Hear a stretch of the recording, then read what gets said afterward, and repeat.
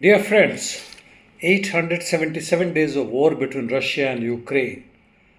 The ground situation is changing, though it is not spectacular by any means. Nonetheless, the front is moving in most of the battle lines. In southern war zone on Kherson front, counter-artillery UAV attacks continuing from both the sides. While on Zaporizhia front, Robotin, Verbov, no changes in line of actual control between the two armies. Rimivki salient, Staromiyorsky, Urozhain. The Russians are advancing but extremely slow towards Makarovka and no significant changes. Marinka front Russian army has been advancing towards road T0524, which is leading from Ugledar towards Kramatorsk from the two axes. And this gain is threatening the very existence of Ukrainian troops in Ugledar. Avdiivka, though the Russians' momentum seems to have reduced in last couple of days, yet they are advancing. On Ocheretin front, Russians are advancing towards railway that has reached on the outskirts of progress, and so they have made gains in northwest as well as in southwest Avdiivka, though marginally. On Toretsk front, Russians have made gains towards New York and also in Zaliznoye direction. Fight is continuing all along Toretsk, Kirov and Druzhba direction. Bakhmut Chasiv, Russians have captured some parts of east of Chasiv Yar, warehouses and hills, and adjacent water canal north of Kalinovka.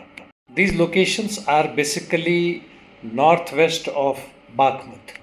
North of Soledar, Sivers'k sector, Russians have expanded control zone in Spornoye. They have almost captured Razdolivka after it reached its northern point. Russian army in totality has been advancing towards Sivers'k, now only 8 kilometers from it, and it has also entered inside Ivano-Darivka. Northeast Ukraine, Serebryansky forestry, no changes. Russian army advanced east of Terny in Torsky salient almost a kilometer. Towards Kupian-Swatovo direction, it advanced and continuously advancing into Makivka along Swatovo Liman motorway, almost 500 meters. Further up, after reaching Novosilovka north, Russians have been advancing westward towards Berestu-Novosilivka junction. North of Kharkov, that is Slobozansky direction, Ukrainians have taken control of most of Starytsia at Chuhiv axis after advancing almost 500 km inside the village. Russians took over first line of high-rising building in Volchansk. As far as Lipsty is concerned, heavy battle continuing. Towards Glaibok.